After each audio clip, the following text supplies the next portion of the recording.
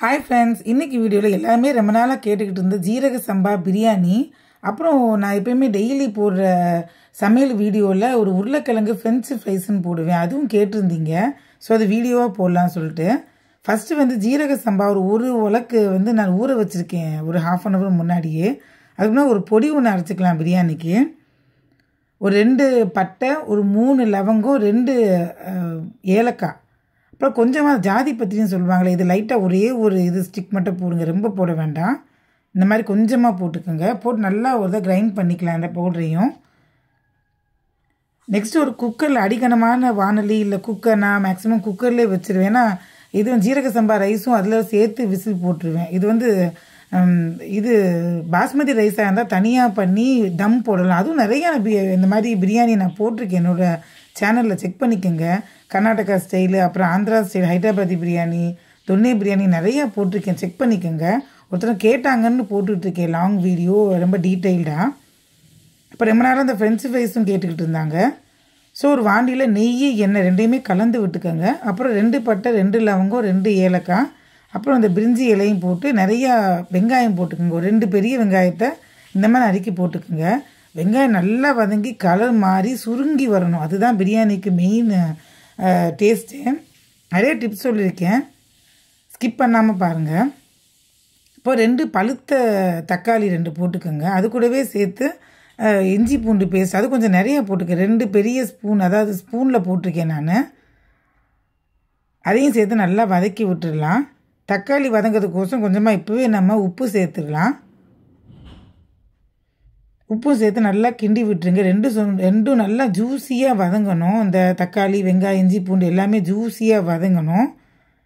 இப்போ கொஞ்சம் 2 பச்சை மிளகாவும், கொஞ்சமாக புதினா, கொத்தமல்லி போட்டுக்கலாம். இதையும் சேர்த்து நல்லா எல்லாம் சேர்ந்து வதங்கட்டும். புதினா கொத்தமல்லி இந்த ஸ்டேஜ்லேயே போட்டுருங்க, அப்போ தான் அதோடய ஃப்ளேவர்லாம் இறங்கி ரொம்ப டேஸ்ட்டாக இருக்கும். நல்லா வதங்கி எண்ணெய் பிரிஞ்சிருச்சு பாருங்கள். இந்த ஸ்டேஜில் நீங்கள் கொஞ்சமாக சில்லி பவுடர், தனி மிளகாத்தூளும் அந்த அரைச்சி வச்சுருந்த அந்த பொடியும் போட்டுக்கலாம். அதோடு சேர்ந்து தயிரையும் விட்டுக்கலாம். ஒரு 4 ஸ்பூன், புளிக்காத தயிர்னால 4 ஸ்பூன் போட்டுக்க. நீங்கள் தயிரோட புளிப்பு பார்த்துக்குங்க, புளிக்காத தயிர் தான் நல்லாயிருக்கும். அதுவும் சேர்ந்து நல்லா வதங்கட்டும். அப்புறமா இது ஒரு டிப்பு, நீங்கள் இதோடய சேர்த்து அந்த அரிசியும் போட்டு நல்லா வதக்கணும், அப்போ தான் அடி பிடிக்காது, பொலன்னு வரும். இது ஒரு முக்கியமான டிப்பு பிரியாணி பண்ணும்போது. இப்போ பார்த்தீங்கன்னா அந்த மசாலா எல்லாம் போட்டதுக்கப்புறம் நான் அந்த அரிசியும் போட்டு ஒரு 10 நிமிஷம் கிளறிப்பேன் கைவிடாமல். அதுலேருந்து கொஞ்சம் தண்ணி எல்லாம் வதங்கி பிரிஞ்சு வர வரைக்கும் நல்லா வதங்கணும். எப்படின்னா அடி பிடிக்காது, உங்களுக்கு பொலன்னு வரும். ஸோ ஒரு 5-10 நிமிஷம் கிளறினதுக்கப்புறம் 1 டம்ளர் அரிசி போட்டனால 1.5 டம்ளர் தண்ணி விட்டுருக்கேன் நான். இதையும் சேர்த்து நல்லா போட்டு இது ஒரு கொதி வரணும். உடனே இதுவும் மூடி போட்டுறக்கூடாது. இதுக்கப்புறமும் நல்லா அந்த தண்ணி கொதித்து ஒரு கொதி வரணும். அதுக்கப்புறம் தான் நீங்கள் மூடி போடணும். இது ஒரு டிப்பு. கொஞ்சமாக லெமன் பிழிஞ்சுக்குங்க இந்த ஸ்டேஜில். இதுக்கப்புறம் திருப்பி அந்த புதினா, கொத்தமல்லிலாம் போட வேணாம், ரொம்ப இதாயிரும். ஸோ கொஞ்சம் நல்லா கொதித்து வந்ததுக்கப்புறம் நான் மூடி போட்டுடுறேன். ஸோ இது ஆகட்டும். மீன்வேல் இந்த பக்கம் நம்ம ஃப்ரெஞ்சு ஃப்ரைஸ் சொன்னேன்னா ஆலு ஃப்ரெஞ்சு ஃப்ரைஸ் பண்ணிக்கலாம். அது டீப் ஃப்ரை பண்ணால் சதசதன ஒரு மாதிரி ஆயிரும். ஸோ இந்த மாதிரி பண்ணிங்கன்னா எண்ணெயும் ஜாஸ்தி இருக்காது, நல்லா கிறிஸ்பியாக சூப்பராக இருக்கும். இது நல்லா மசாலாவோடு கலந்து நல்லா கிறிஸ்பியாக, நம்ம கடையில் வாங்குறது கூட ப்ளைனாக இருக்கும் ஃப்ரெஞ்சு ஃப்ரைஸ். இது மசாலாலாம் போட்டு சூப்பராக இருக்கும், ட்ரை பண்ணி பாருங்கள் இந்த மாதிரி. ஸோ அந்த ஊற வச்சு இந்த இதையும் போட்டுட்டு இந்த மாதிரி நறுக்கணும், அதை நீட்டமாக ஃப்ரெஞ்சு ஃப்ரைஸ் மாதிரியே. அப்போ இது ஃபுல்லாக நான் வீட்டில் பண்ண மசாலா தான். 1 ஸ்பூனு தனியா பொடி, 1 ஸ்பூனு ஜீரகப்பொடி, 1 ஸ்பூன் கரம் மசாலா பொடி, கொஞ்சமாக மிளகாப்பொடி. உங்கள் இஷ்டம் தான், மிளகாப்பொடி தூக்கலாக வேணும்னா போட்டுக்கலாம். மற்றெல்லாம் 1 ஸ்பூன் போட்டால் போதும். போட்டு கொஞ்சம் இப்படி கிளறி விட்டுருங்க. ஏன்னா அந்த மசாலாலாம் நல்லா கலந்துடணும்.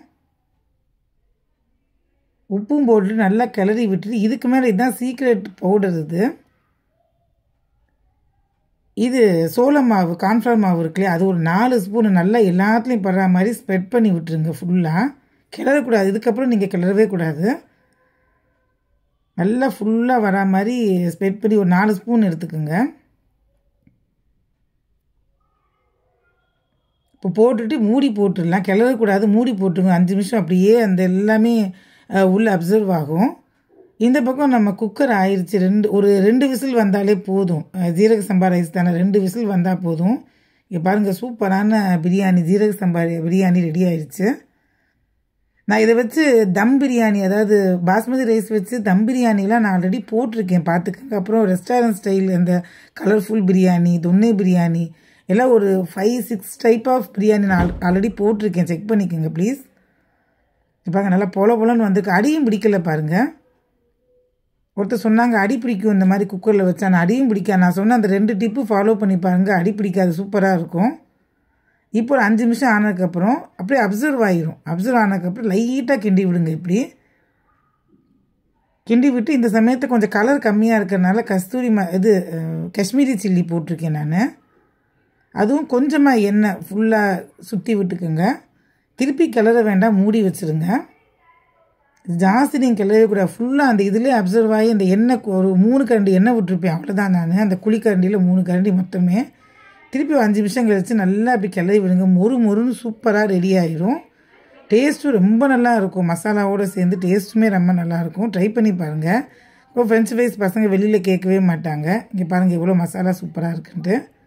ஸோ நெக்ஸ்ட் இப்போ பிளேட்டிங் பண்ணிடலாம். இந்த பிளேட்டிங் பண்ணுற வீடியோ வந்து நான் டெய்லி போடுறது தான். சப்ஸ்கிரைப் பண்ணிக்கோங்க ப்ளீஸ் என்னோடய சேனலில். டெய்லி இந்த மாதிரி நான் சமையல் பண்ணுறதை வீடியோ போட்டுக்கிட்டுருக்கேன் ஷார்ட்ஸாக. ஃபஸ்ட்டு பிரியாணி, அதுக்கப்புறம் அந்த உருளைக்கிழங்கு ஃப்ரெஞ்ச் ஃப்ரைஸ் பண்ணோம் இல்லையா அது, அப்புறம் ரைத்தா, அப்புறம் அந்த உருளைக்கிழங்கு சும்மா வெங்காயம் லெமன்லாம் ஒரு டேஸ்ட்டுக்கு வச்சுருக்கேன். மேலே ஸ்குவீஸ் பண்ணி ஏதாவது பிழிஞ்சு கூட சாப்பிட்டுக்கோங்க. நெக்ஸ்ட்டு வந்து இது பாவக்காய் ஃப்ரை, பாவக்காய் அப்புறம் கடலை மாவு, அரிசி மாவெல்லாம் போட்டு ஆல்ரெடி நான் வீடியோ போட்டிருக்கேன். ஒரு சமையல் வீடியோவில் இந்த மாதிரி லென்த்தி வீடியோ செக் பண்ணி பார்த்துக்கோங்க. வாரம் ஃபுல்லாக பண்ணுற சமையலில் நான் லென்த்தி வீடியோவும் வார கடைசியில் போடுறேன், அதையும் பார்த்துக்கோங்க. சப்ஸ்கிரைப் பண்ணிக்கோங்க சேனலில், லைக் பண்ணுங்கள், ஷேர் பண்ணுங்கள். இந்த மாதிரி டெய்லியுமே வீடியோஸ் போடுவேன் நான். பாவக்காய், அதாவது பிரியாணி சாப்பிடும்போது கிறிஸ்பினஸ் வேணுன்றக்கா அந்த பாவக்காய் ஃப்ரை. தேங்க்ஸ் ஃபார் வாட்சிங்.